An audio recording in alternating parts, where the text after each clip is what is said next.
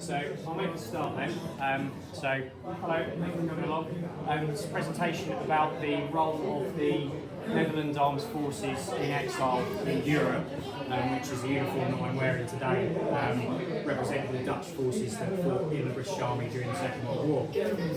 So first of all, a lot of people have got kind of baseline knowledge when it comes to the Netherlands during the Second World War. So, you know, people might be familiar with Band of Brothers, because a couple of episodes of that happened in the Netherlands. I'm sure a lot of people, particularly of a certain age, would have seen Bridge Too Far. Some people might have read the Diary of Anne Frank. You might even know, for example, that Audrey Hepburn lived in the Netherlands during the Second World War.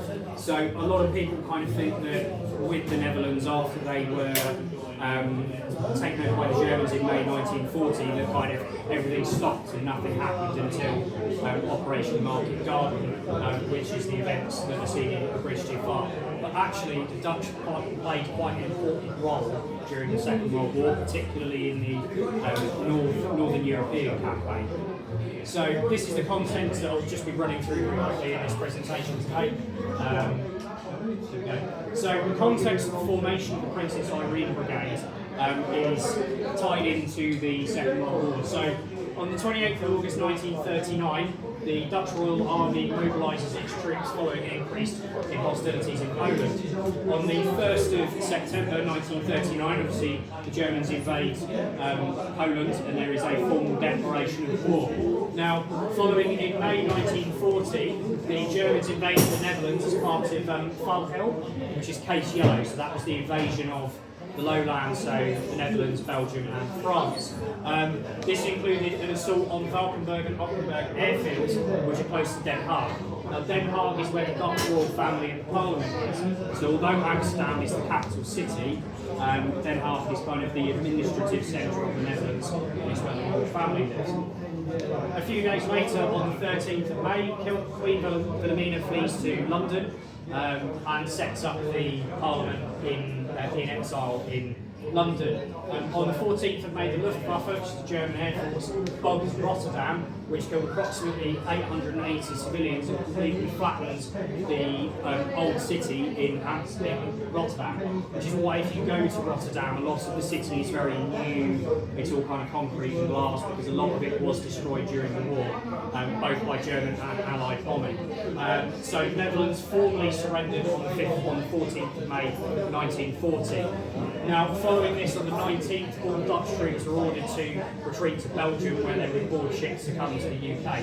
And it wasn't actually until the 27th of May that the final islands in the archipelago in Zeeland actually capitulated, because anybody that was in a coastal fortification was told to stay in place and try and defend for as long as possible. Now, the exiled forces on the 11th of January 1941, Queen Wilhelmina gave permission for the formation of the Princess Irene Brigade, which, as you can see on my shoulder title, is the shoulder title up the top there. Now, they were initially formed as the Netherlands Motorised Infantry Brigade, Princess Irene, but this was later shortened down to Princess Irene Brigade. It was named after Princess Irene, who had only been born about a week before the invasion of the Netherlands. So it was named after her because she was still quite young at the time. There was approximately about 3,000 service personnel at the peak of the brigade. However, these were split across the Army, the Air Force and the Navy. So the Army consisted of 3 independent motorised infantry companies, as well as supporting, such as artillery and reconnaissance.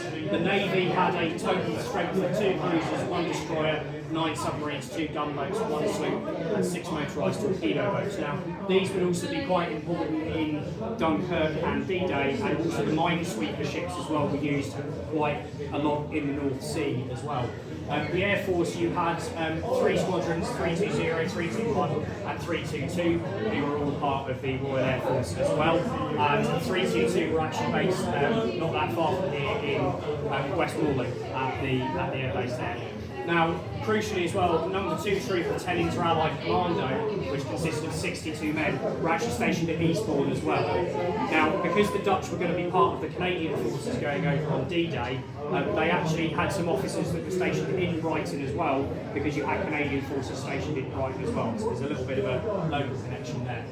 So under occupation, the Netherlands kind of occupied a bit of an odd space. So because the Netherlands and the Dutch is considered Germanic by the Germans, they are part of the Aryan race that the Nazis wanted to kind of keep kind of in Germany. So you also had the formation of the NSB, which is the Dutch version of the Nazi party.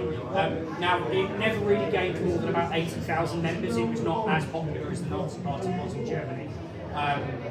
However, the Reichskommissariat Arthur Seyss-Inquart was leading the country. He was a relatively minor politician. He was then took over his control because he was head of the NSB, even though he was a relatively minor politician. Around 25,000 Dutchmen were conscripted into the Waffen-SS as well, so they were sent on to the Eastern Front. So those that didn't manage to escape during occupation, they were also fought in the German army as well. There was also several concentration camps that were in the Netherlands as well, and quite a few of these were then sent on to places like Auschwitz. So quite famously, Anne Frank was held at one of the concentration camps and then sent on into Germany.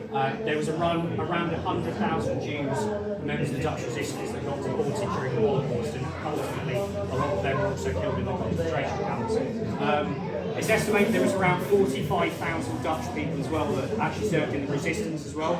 So they did a variety of different roles, from assassination attempts, blowing up railway yards, distributing newspapers, all that kind of stuff, varying sort of levels of different levels of activity. And also they ran a secret radio network as well that could be listened into by anybody who was living in the occupied kind of country as well. The unit was actually raised in Cheshire and was predominantly based at Rottersea Park in Wolverhampton. Now, the troops were sent over to Canada, training alongside the Canadian Army. Like I mentioned previously, as part of D-Day, they were going to be going over with the Canadians.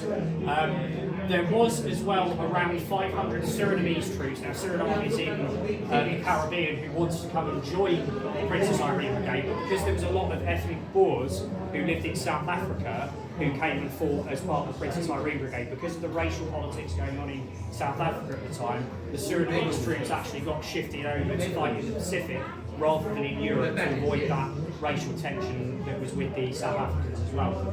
And after the training in July 1943, they moved into coastal defence duties in Harwich, which is partially the reason why you have the ferry that runs from Harwich to Rotterdam now, is because it's the closest point between the Netherlands and the UK. And so quite often you would have boats filled with refugees coming from the Netherlands over to Harwich because it's on one of the shipping lanes. So they also put Dutch troops on coastal defence duties around there. Now, on the 8th of August 1944, the Princess Irene Brigade landed in Normandy. Now, they were not part of the initial invasion on the 6th of June because it was deemed too risky if they sent all the troops over. If they all got killed off, they had none of them left to raise the army after the war.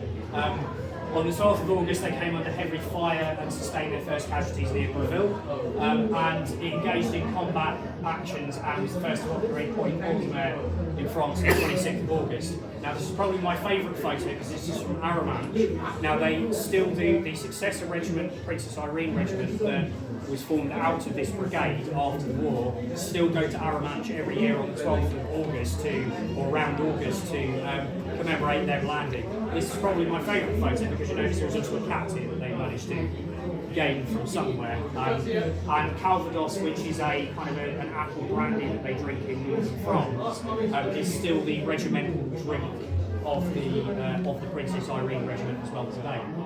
So on the 6th of September, whilst attempting to link up the Guards Armour Division, Princess Irene Brigade came under attack in St. Joris-Doom, sustained 16 casualties and 2 men were killed, which is their kind of deadliest interaction at this point.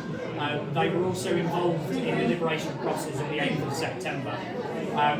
In preparation for the upcoming Operation Market Garden, they took up positions near Diest, which you can see on this roadside here, because this is one of the scout cars used by the Princess Irene Brigade. They're only about 15 kilometres away from Diest when they're actually stationed there. Now, Operation Market Garden, if anybody's seen A Bridge Too Far, there is actually a Dutch liaison officer that is involved in that film as well. So Princess Irene were going to be vital during Operation Market Garden because they would allow the army to link up with the resistance forces and with the local civilian population. As well, they would defend strategic locations such as bridges, railway crossings, all that kind of stuff. And it's an advantage if you've got civilians coming up to you, if you've got someone who can actually speak the language as well. They were also a key linking between British 30 Corps and US First Army, who were involved in Market Garden as well. So just before the launch of Operation Market Garden on the 16th of September, Princess Irene was put under the command of 30 Army Corps and camped near Helsteren with the orders to be able to leave in 2 hours' notice. You can see how important they were if they had to be able to get up and move their entire encampment within 2 hours. They were ordered to move near the Calve Bridge on the Neuse River, which is where this photo is taken here with their biggest machine guns. And following the liberation of Eindhoven, Prince Bernhard, who was commander of the Dutch forces, also raised Regiment Steunsmogen, which is made up of ex-resistance forces. So they actually formed basically an anti-guerrilla warfare unit as part of the army as well, because there was a lot of pockets of German resistance and they wanted to track down German collaborators as well, so they had a specific unit that they formed following this as well. Now they were entirely kitted out in American units, as you'll notice, because I'm representing the Princess Irene, I'm wearing a British uniform, whereas the Sturmtruppen wore American uniforms because they were outfitted as part of the American army. Now Operation Pheasant and Breda. So following Operation Market Garden, when the 30 Corps failed to capture Arnhem and Operation Market Garden also failed, Princess Irene got pulled into fight in Tilburg, which was part of Operation Pheasant. So they were actually alongside the Scottish units as well. So they got bogged down in mud and were unable to enter Tilburg. They sustained a further 4 casualties at Reupload, and the city was finally liberated on the 27th of October. Now there was a lot of casualties during Operation Pheasant. So immediately following Operation Pheasant, they were used to plug a gap between Breda and Langstraat, which the Polish Armour Division had left because they had to be shifted somewhere else, and again they were put again on the front line. And on the 4th of September, Reichskommissariat Arthur Seyss-Inquart declared a state of siege, stating that Breda had actually been captured. However, it wasn't until the 29th of October that it was actually liberated. So he said it had been liberated already, but it wouldn't be liberated almost for another month. And this kind of miscommunication led to what was called Mad Tuesday. So a lot of people came out, celebrated the liberation of Breda, even though it wasn't actually going to happen for another month yet. So it's sort of these like slightly odd communications. Now, there's an interesting thing about this photo with the British 25-pounder. It's not very clear. If you see there, they've actually been armed with American weapons. So they've got M1 carbines there, which is a little bit odd that you'd have British soldiers or British forces issued with American weapons. But this is, again, there was kind of a bit of a mix and match of kit that they were getting issued. So one of the other big things that happened after the fighting in Breda, they were sent to Zeeland to rest. They sustained further casualties from diseases and also from starvation. Now, one of the big things that happened during the Netherlands was you had something called the Hungerwinter, which means hungry winter. Now, because the Germans were blockading supplies going in, they had very little food. Rations obviously were ongoing because the Dutch had rations as well. There was a massive issue with lack of food, starvation, dysentery, all those kinds of different things. And actually 22,000 Dutch civilians starved during the winter between September 1944 and May 1945. Now, the British also did provide Red Cross parcels and supplies as well, which they would issue, which one of my relatives was actually involved in that as part of the Royal Army Transport Corps, Royal Army Service Corps even. He was transporting stuff into the south of the Netherlands to provide them with food.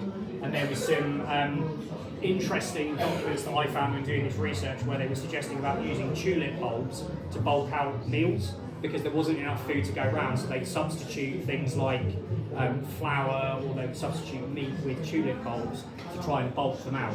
Now, anybody that knows tulips, they are also highly toxic, so there's a specific way that you need to prepare them to stop being poisoned. But you also get these people who are called food trackers who would transport food from the cities into the countryside, or from the countryside into the cities during the famine period as well. Princess Irene Brigade was also tasked with the defence of Walcheren Islands, which is part of Operation Infatuate. Now, this was when they managed to recapture the Walcheren Causeway, which was another very bloody battle again during the war where they sustained heavy casualties. And actually, because of the Allied bombardment, that actually hindered them, because it ended up with the entire city of Middelburg being mostly underwater. Because if there's one thing that the Netherlands is very famous for, it's very flat and very wet. So if you blow up any of the dams or anything that's stopping that water from coming in, the water has to go somewhere. So on the Walcheren crossing, it ended up flooding the city, which made things a lot more difficult. Now, Operation Orange, this was after they formed the Stu Troop, and they were then brought in to kind of bolster the forces as part of the Princess Irene Brigade to help in combat around Hedel and Den Bosch in April 1945. So there was actually an incident where they were supposed to link up with the Royal Marines as well to engage in combat around, say, for Operation Orange, the Akita drill. However, the Royal Marines actually abandoned it, leaving the Princess Irene again on their own stranded. So they lost 12 men and had another 30 wounded, making it the most deadly engagement simply because the Royal Marines were not able to get to them. So on the 5th of May and the 9th of May, Princess Irene Brigade entered Amsterdam and Den Haag as liberators. It was more of a symbolic victory though, because it wouldn't actually be until the 11th of June that the final German garrison surrendered. And ironically, it was actually one of the last garrisons that the Dutch held out on when they initially capitulated in 1940, but the Germans were still fighting over back up into June. So as you can see there, although they celebrate their Liberation Day on the 5th of May, combat was still going on up until the 11th of June. Now, the regiment was finally disbanded on the 5th of December 1945 because it wanted to form a new army. However, in 1946, the regiment would be reformed under the 1st Division 7th of December, so 7th of December 1946, to go and fight in Indonesia, because immediately following the Second World War, so the war ended in May, and then in August, Indonesia declared independence from the Netherlands. Because one of the other things that's going on during this is this mostly focuses on the European side of it, but also you have to consider that the Netherlands had a lot of colonies in Indonesia that they were fighting over as well. So there was also still fighting going on in Indonesia, and Indonesia declared independence from the Netherlands. Which is from Charles Bartley, who's the Brigadier Commander of the 156th Infantry Brigade, so it's a Scottish unit. He said, I would like to express to all concerned my appreciation of the very smart piece of work of rounding up the enemy raiding party which landed in North Beveland on the 25th of November 1944. In particular, I would like to congratulate the reconnaissance squadron of the Netherlands Brigade for playing a major part in frustrating an enemy attempt to a part of liberated Holland. So as you can see, you've got brigadier commanders who are praising Princess Irene Brigade because of how well they were doing their job. These are just some references that I've used there. If anybody's interested in finding out more, I do actually have